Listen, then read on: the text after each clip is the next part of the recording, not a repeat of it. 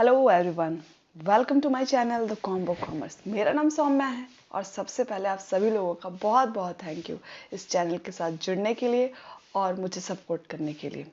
और अगर आप ये वीडियो पहली बार देख रहे हैं तो इस चैनल को सब्सक्राइब कीजिए और उसके साथ जो बेल आइकन है उसे प्रेस कर लीजिए ताकि हमारे हर वीडियो की नोटिफिकेशन आप तक पहुँचती रहे और आपकी स्टडी और भी अच्छे तरीके से चलती रहे।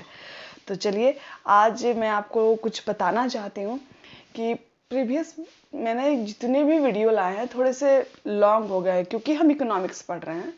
तो हमें लॉन्ग वीडियो, ऊपर से इकोनॉमिक्स एक नया सब्जेक्ट हुआ हमारे लिए और नया टॉपिक पढ़ रहे हैं, थोड़ा सा लेंदी भी होता है। तो इसलिए मैंने क्या सोचा कि हर टाइम हर डे जब भी मैं टॉपिक पे कुछ नया बनाने वाली हूँ तो मैं एक टॉपिक को जस्ट डिस्कस करूँगी। उसमें मुझे जो भी टाइम लगे, 5 मिनट, 10 मिनट, 7 मिनट, तो जो अगर वीडियो छोटा होगा और एक कॉन्सेंट्रेटेड टॉपिक पे आप पढ़ाई करोगे, उसको समझने की कोशिश करोगे, तो क्या होगा कि आप अच्छे से उसे ग्रैप कर पाओगे। इसीलिए आज से सिर्फ मैं एक टॉपिक लाऊंगी, हर एक दिन वो बहुत छोटा होगा और आपको बहुत इजी भी होगा पढ़ने में। और ये हो सकता है थोड़ा सा डिपेंड करता है कि टॉपिक कितना टाइम लेता है समझाने में। ठीक है, तो जस्ट देखते हैं, उस हिसाब से हमारा टाइम डिक्रीज और इंक्रीज होगा। उसी तरह हम अकाउंटेंसी वाले सीरीज में भी करते चलेंगे। तो चलो आज स्टार्ट करते हैं। आज का टॉपिक है हमारा प्रोडक्शन पॉसिबिलिटी फ्रंटियर। मतलब ये प्रोडक्शन पॉसिबिलिटी फ्रंटियर क्या बताता है, देखो मैंने यहाँ पे एक ग्राफ भी पुट किया है कि ये ग्राफिकल रिप्रेजेंटेशन है ऑफ टू गुड्स। ठीक है, क्या है ये? Graphical representation. As we know कि रिसोर्सेज आर लिमिटेड, हम लोग क्या जानते हैं कि रिसोर्सेज है लिमिटेड। हमारे पास जितने भी रिसोर्सेज है लिमिटेड, उसी लिमिटेड रिसोर्सेज में हमें क्या करना है? कमोडिटीज को प्रोड्यूस करना है। तो एज वी नो सोसाइटी में बहुत सारे प्रोडक्शन गुड्स एंड प्रोडक्शन होते रहते हैं, तो सारे गुड्स को लेना तो पॉसिबल नहीं हो पाया। लेकिन यहाँ पे बताया गया है दो एग्जाम्पल लेके, दो गुड्स के एग्जाम्पल लेके कि जस्ट प्रोडक्शन पॉसिबिलिटी फ्रंटियर ऐसा होता है। तो देखो प्रोडक्शन पॉसिबिलिटी फ्रंटियर क्या बताता है कि as the choice is to be made between infinite possibility, हमारे पास बहुत सारी संभावनाएं हैं, अनगिनत, यानी कि असीमित संभावनाएं हैं। उसी में से मुझे कुछ कलेक्ट करना है। अगर मैं हमारे पास just an example, if we have land, तो उस लैंड पे हम क्या क्या कर सकते हैं? जस्ट आप सोचो उस लैंड पे क्या कर सकते हो। और अगर आपको उससे अर्न करना है उस लैंड से, तो आप उस अर्निंग पर्पस के लिए क्या कर सकते हो? आप उस पर फील्ड को आप क्रॉप लगा सकते हो, कुछ उगा सकते हो, उसको बेच कर उससे कुछ अर्न ले सकते हो, फर्स्ट ऑप्शन। सेकेंड ऑप्शन, उसमें कुछ फैक्ट्री डाल सकते हो, छोटा मोटा लघु उद्योग टाइप का, पापड़ अचार इस टाइप का कुछ छोटा सा फैक्ट्री, छोटा सा यूनिट बना सकते हो, सेकेंड ऑप्शन। थर्ड ऑप्शन है कि आप वहाँ पे एक बहुत बड़ा बिल्डिंग बना दो, जस्ट रेंट पे दे दो। बहुत सारा ऑप्शन है। उसके बाद आपको बहुत सारा ऑप्शन है, आप फूल की खेती करो, फूल बेचो, ये भी हो सकता है। या फिर आप गन की फैक्ट्री बना दो, गन वहाँ पे बनाओ। तो आप डिपेंड करता है कि आप उस तरह किस तरह से यूज करें, कैसे यूज करें और मैक्सिमम प्रॉफिट हो और यूटिलाइजेशन, हमारे पास जो रिसोर्सेज है फुल्ली यूटिलाइजेशन हो। क्या हो? फुल्ली यूटिलाइजेशन हो, मैक्सिमम आउटपुट हो एंड कम वेस्टेज हो, मिनिमम वेस्टेज हो। चलो इसको एक बार पढ़ते हैं।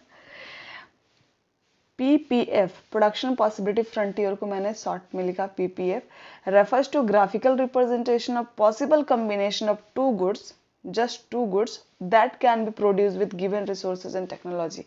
मतलब जो भी आपके पास रिसोर्सेज हैं एंड जो भी टेक्नोलॉजी अवेलेबल है at that point of time, उस पे आप टू गुड्स को लेते हैं और टू गुड्स के कॉम्बिनेशन को लेते हुए चलते हैं कि आप क्या क्या विद इन रिसोर्सेज में आप क्या क्या प्रोड्यूस कर सकते हैं। जस्ट उसी के कॉम्बिनेशन को यहाँ पे दिखाया गया है। अब देखो, प्रोडक्शन पॉसिबिलिटी फ्रंटियर को बहुत सारे नामों से हम जानते हैं।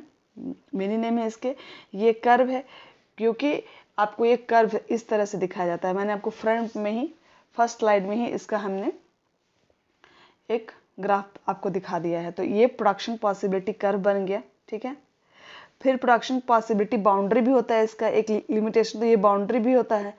और transformation curve, transformation boundary, transformation frontier, जो भी आप कह लो, ये आपको भटकाने की कोशिश करेगा इन द एग्जाम। थोड़ा सा कंफ्यूजन होगा, लेकिन आप ये 4-5 जो भी नाम है इसे आप एक बार 2 बार फ्लिप कर लो, याद नहीं करना है, 2-4 बार देख लोगे, घूमते फिरते हो जाएगा, दिमाग में घूमने लगेगा, ठीक है।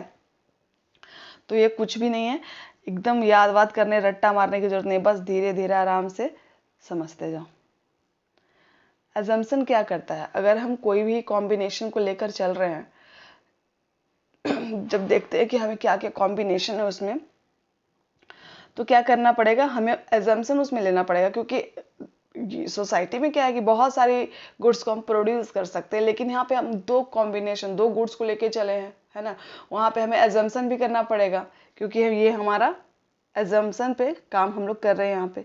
यहाँ पे एजम्पशन क्या है कि amount of resources in economy is fixed, ठीक है, हमारे रिसोर्सेज लिमिटेड है तो इकोनॉमी भी फिक्स्ड होगी उसकी जो रिसोर्सेज है, ठीक है। But these resources can be transfer from one use to another. Just मैंने एज लैंड का जो एग्जांपल दिया आपको, कि क्या कह रहा है कि रिसोर्सेज हम लोग ट्रांसफर कर सकते हैं, उसको एक यूज से दूसरे यूज में हम चेंज कर सकते हैं, उसके ऑल्टरनेटिव यूजेस हैं। लैंड के ऑल्टरनेटिव यूजेस थे, जो मैंने आपको लैंड का एग्जाम्पल दिया था, उसके ऑल्टरनेटिव यूजेस थे। तो आपका क्या बोल रहा है कि इकोनॉमी फिक्स है, लैंड फिक्स्ड है, क्या है, आपके पास जो रिसोर्सेज है वो फिक्स है,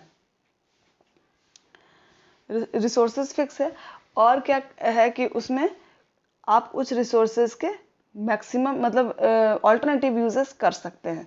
विद गिवन रिसोर्सेज में only 2 goods can be produce, और इस रिसोर्सेज में, उस लैंड में हमने क्या लिया, एज्यूम किया कि उस लैंड में हमें 2 प्रोडक्शन या फिर 2 यूजेस ही करना है। अगर हमारे पास बहुत बड़े लैंड है तो उसमें अगर मान लो एक में हम क्रॉप ये कर रहे हैं, तो एक में हम इंडस्ट्री कर रहे हैं, या फिर हम कुछ और कर रहे हैं, या फिर दोनों में क्रॉपिंग कर रहे हैं, क्रॉप ही बना रहे हैं, उगा रहे हैं, तो एक में कुछ और दूसरा आइटम बना रहे हैं, दूसरे में कुछ दूसरा आइटम बना रहे हैं। Utilization depend on what you want and what to produce, how to earn है, बाय विथ मेथड। तो आपको डिसाइड करना है, इट्स योर चॉइस। ये कह रहा है इकोनॉमिक के लिए, जस्ट आपके लिए नहीं कोई भी इकोनॉमिक्स के लिए बात हो रहा है। तो resources fully and efficiently utilize करना है, क्योंकि हम चाहेंगे कोई भी रिसोर्सेज हमारे पास अगर फिक्स्ड है, मिनिमम है, लिमिटेड है, तो हमें हर एक चीज़ को यूटिलाइज कर लेना चाहिए, और हम वैसे यूटिलाइज करें कि हमें हर चीज़ से क्या हो सके, आउटपुट हो, और हमें इफिशिएंटली उसका हम प्रॉफिट अर्न कर सकें, मैक्सिमम प्रॉफिट। ये हम क्या कर सकते हैं, अगर यहाँ पे सेकंड 4th लाइन क्या बोल दिया, 4th पॉइंट क्या बोल रहा है कि resources are not equally efficient in production of all goods, ठीक है, ऑल गुड्स या फिर all products. When resources are transfer from production of one goods to another, the productivity decreases. क्या कहा, प्रोडक्टिविटी डिक्रीज करेगा, जाहिर से ये करेगा। जहां पे अगर हम फ्लावर बना रहे हैं, फ्लावर में जिस आइटम का हम यूज कर रहे हैं, जिस रॉ मटेरियल का यूज कर रहे हैं, उसी आइटम को हम गन बनाने के लिए यूज नहीं कर सकते, ठीक है। गन में आपकी अलग आइटम लगेगी और फ्लावर में हमारा अलग रॉ मटेरियल लगेगा, तो वो आपकी जो भी रिसोर्सेज हम देंगे, जो भी हमारे पास लिमिटेड है, तो वो आपका हर आइटम में, हर गुड्स के लिए सुटेबल नहीं होगा। इसीलिए अगर सुटेबल नहीं है तो वहां पे हमारी प्रोडक्टिविटी डिक्रीज होती जाएगी। The level of the technology assume to be constant. फिर अगेन हर कुछ कांस्टेंट मान रहे हैं, हमारे पास जितने भी रिसोर्सेज हैं, जितने भी रॉ मटेरियल हैं, जितने भी लैंड है या फिर कैपिटल है, सारे हमारे फिक्स्ड हैं। हमें 2 ही कमोडिटीज दिया गया है कि 2 ही कमोडिटीज को whatever you want have to produce and have to earn, ठीक है। तो आपको उस हिसाब से लेकर आपको इफिशिएंटली यूज करना है, ये बता रहा है। इफिशिएंटली यूज करके मैं अपना ये प्रोडक्शन पॉसिबिलिटी फ्रंटियर का इफिशिएंटली कॉम्बिनेशन ऑफ 2 गुड्स बताता है। देखो मैंने यहाँ पे एग्जांपल लिया है कि मैंने यहाँ कार और गन का एग्जांपल लिया है। पॉसिबिलिटीज क्या है, पहला पॉसिबिलिटीज आपको क्या बताता है कि फर्स्ट पॉसिबिलिटी, ए पॉसिबिलिटी है कि हम जब 21 कार बना रहे थे, हमारे पास जो भी कैपिटल वगैरह था, उससे हमने क्या किया, 21 कार को सोचा कि चलो 21 कार की मैन्युफैक्चरिंग की जाएगी। उस वक्त हमने गन के बारे में नहीं सोचा था, गन भी मैंने सोचा था कि गन भी बनाया जाएगा। अब उस वक्त कार भी मैंने सोचा था, हमने सोचा था। तो उस वक्त हम गन नहीं बना रहे थे, ऑनली कार देख रहे थे। तो हमारी मार्जिनल क्या है ये, MOC, मार्जिनल अपॉर्चुनिटी कॉस्ट। मतलब अपॉर्चुनिटी कॉस्ट में मैंने क्या बताया था कि जो ऑल्टरनेटिव जो चॉइस है, उस चॉइस को अगर हम एक चॉइस को छोड़कर दूसरे पे जाते हैं, if we have two choice and एक चॉइस को जब हम चुनते हैं, एक ऑप्शन को जब हम चुनेंगे, तो दूसरा ऑप्शन हमारा जो छूटता है वो अपॉर्चुनिटी कॉस्ट हो गया। अगर ये नहीं करते तो वो करते वाला हाल होता। तो यहाँ पे अगर हम यहाँ गन नहीं बना रहे तो सारा का सारा कार बना रहे हैं, तो वहाँ पे हमारा मार्जिनल अपॉर्चुनिटी कॉस्ट क्या हो जाएगा, 0, क्योंकि अपॉर्चुनिटी कॉस्ट यहाँ पे हमारा कुछ नहीं है और यहाँ मार्जिनल रेट भी कुछ नहीं है। मार्जिनल रेट क्या होता है, मार्जिनल रेट वो होता है जो हम चेंजेस करते हैं किसी काम को करने के लिए किसी और यूनिट को छोड़ते हैं। जैसे आगे देखो, यहाँ सेकंड पॉइंट में है कि जब ये 20 कार बना रहा था तो एक गन 21 से क्या किया, 20 में गया, मतलब एक यूनिट घटा दिया। तो यहाँ पे क्या हुआ कि 20 में जब 20 कार बनाने लगा तो कुछ इसके पास कैपिटल बच गया, उस कैपिटल से इसने क्या किया, ट्राई किया गन बनाने को, कि गन का अगर हम मैन्युफैक्चरिंग करते हैं, गन को जब हम बनाते हैं तो मार्केट में क्या रिस्पॉन्स आता है। तो जब उसने गन को बनाया, ये जस्ट लाइक स्टोरी है, इसको समझो, एग्जाम्पल ये अच्छे तरीके से आप समझ जाओगे। तो जब आप यहाँ पे क्या किए, कार 20 बनाए तो गन 1 बनाए। पहले कार 21 बना रहे थे, गन कुछ भी नहीं बना रहे थे। तो यहाँ पे मार्जिनल अपॉर्चुनिटी कॉस्ट क्या हुआ, 1। मार्जिनल अपॉर्चुनिटी कॉस्ट क्या हुआ, 21 की जगह जब हम 20 जब बनाने लगे तो 1 गन बनाने लगे, तो यहाँ पे हमारा अपॉर्चुनिटी कॉस्ट 1 हो गया। और मार्जिनल रेट क्या हुआ, जो चेंजेस हो रहा है, किस में चेंजेस हो रहा है, कार में जो चेंजेस हो रहा है, कितना से चेंजेस हो रहा है, 1 से। तो 1 कार और is to ratio divided by, या रेशियो में लेके चलते हैं जब हमारा 2 कॉम्बिनेशन लेते हैं, क्योंकि जब भी 2 कॉम्बिनेशन को दिखाया जाता है तो हमेशा रेशियो में दिखाया जाता है। और ये सारा थ्योरी किस पे है, एजम्पशन पे बेस्ड है, ठीक है। तो यहाँ पे देखो 1 कार इज टू 1 जी, क्योंकि चेंजेस कार में भी 1 कार का हुआ और गन में भी 1 का ही चेंजेस हुआ है, तो ये मार्जिनल रेट चेंजेस को दिखा रहा है। अब देखो 20 से जब हम 18 कार प्रोड्यूस करने लगे तो गन को हम क्या किए, थोड़ा सा और बढ़ा दिए। जब मार्केट में हमारा अच्छा रिस्पांस आने लगा, या फिर हमने एज्यूम किया कि जब अच्छा रिस्पांस आएगा तो हम 2 गन बनाने वाले हैं, फिर यहाँ पे फिर वैसे ही चेंज होने लगा। क्या हुआ, मार्जिनल अपॉर्चुनिटी कॉस्ट 2 हो गया। कैसे 2 हो गया, ये कार वाला हम देख रहे हैं, ठीक है, कार वाला कॉलम देख रहे हैं। देखो 20 से 18 गया तो 2 यहाँ पे आ गया, मार्जिनल अपॉर्चुनिटी कॉस्ट क्या हो गया, 2 हो गया। और फिर मार्जिनल रेट क्या हो गया, percentage change in car divided by percentage change in gun, ठीक है। मार्जिनल रेट को हमने यहाँ बताओ, रेशियो यहाँ लिख देता है फॉर्मूला। मार्जिनल रेट कैसे निकाल रहा है, MRT, तो इसको आप नोट कर लेना, परसेंटेज चेंज इन कार है पहले, divided by percentage change in gun. ये आपका MRT निकाला गया है यहाँ पे, ठीक है। अब इसका मान लो यहाँ पे एक छोटा सा कर्व भी बनाते हैं, पहले इसको समझ लो पीछे वाला ग्राफ, तब आपको बनाने में सहूलियत होगा। देखो प्रोडक्शन पॉसिबिलिटी शेड्यूल में आपने ये देखा कि जब हम कार की जो क्वांटिटी है वो कम करते जा रहे हैं, 21 से 20, 20 से 18, 18 से 15, 15 से 11 और 6, फिर लास्ट में कार को नील कर दिया गया है। और गन को हमने क्या एज्यूम किया, हमने शुरू में गन एकदम नहीं बनाया, नो मैन्युफैक्चरिंग ऑफ गन। फिर मैंने क्या किया, 1 किया, फिर 2, 3, 4, 5, 6, इस तरह से हमने बढ़ाते गए। तो ये मार्जिनल अपॉर्चुनिटी कॉस्ट क्या हुआ कि जो भी हम सेक्रीफाइस कर रहे हैं, जो भी सेक्रीफाइस यहाँ पे किया जा रहा है उसको मार्जिनल अपॉर्चुनिटी कॉस्ट किया जा रहा है। कहाँ सेक्रीफाइस किया जा रहा है, कार में, और कहाँ लगाया जा रहा है, गन में। तो जो गन में लगाया जा रहा है, देखो मार्जिनल अपॉर्चुनिटी कॉस्ट और गन का कॉलम दोनों सेम है। तो जो भी हम गिव अप कर रहे हैं, जो भी छोड़ रहे हैं, वो अपॉर्चुनिटी कॉस्ट में यहाँ दिखा रहा है। एक गन बनाने स्टार्ट किए तो 1 अपॉर्चुनिटी कॉस्ट, 2, फिर 3, फिर 4, फिर 5, फिर 6, है ना। उसी तरह यहाँ पे आपका मार्जिनल रेट बताया, मार्जिनल रेट कैसे चेंज, क्या फॉर्मूला मैंने आपको बताया, percentage change in car divided by percentage change in gun. तो कार में क्या चेंजेस है, 1 चेंजेस आया, और गन में भी 1 चेंज आया। तो 1 कार इज टू 1 जी, यानी 1 गन। और फिर जब कार में 2 चेंजेस आया तो 2 car is to 1 G 1 gun. यहाँ पे देखो, यहाँ पे इक्वल चेंजेस आ रहा है, यहाँ पे नोट करो, हमेशा एक का ही चेंजेस आ रहा है, देख रहे हो, गन हमेशा एक ही बढ़ रहा है। तो ये आपका गन का जो एक रेशियो ही हम यहाँ पर लेकर चल रहे हैं। अगर हम इसका ग्राफ बनाएंगे तो ग्राफ हमारा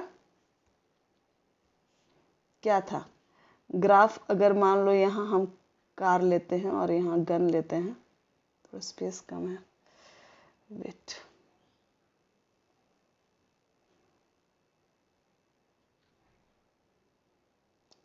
देखो एक छोटा सा ग्राफ बनाते हैं, इधर गन हो गया, ये कार हो गया, ये कार की यूनिट, ये गन की यूनिट। हम क्या कर रहे थे, जब 21 कार बना रहे थे तो गन हमारा क्या था, 0 था, ठीक है। जब हम क्या किए, 20 कार बनाने लगे तो हमारा गन 1 हो गया। फिर उसी तरह 18 जब कार बनाए तो गन 2 हो गया। तो इस तरह से आपका बढ़ते जाएगा, कुछ इस तरह से, सॉरी कुछ गलत हुआ है यहाँ पे स्पेस की वजह से, 1 मिनट, इरेज़ॉल बनाते हैं।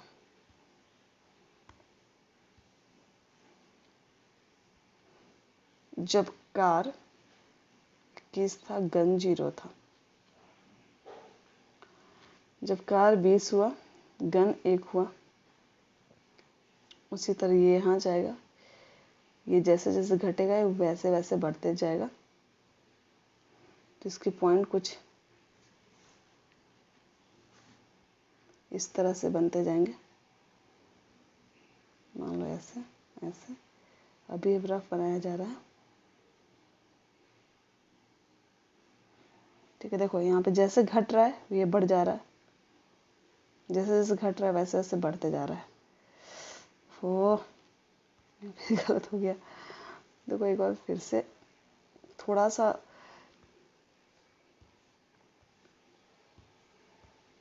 मैनेज करो। देखो 21 था तो 0, 20 था तो 1, 18 था तो 2। ये आपको ग्राफ कहीं भी देखने को मिल जाएगा, बुक में आप आराम से देख लोगे, जो मैंने समझाया उससे। इस तरह से आपके कुछ मैंने रफ ग्राफ यहाँ पे बनाने की कोशिश की है।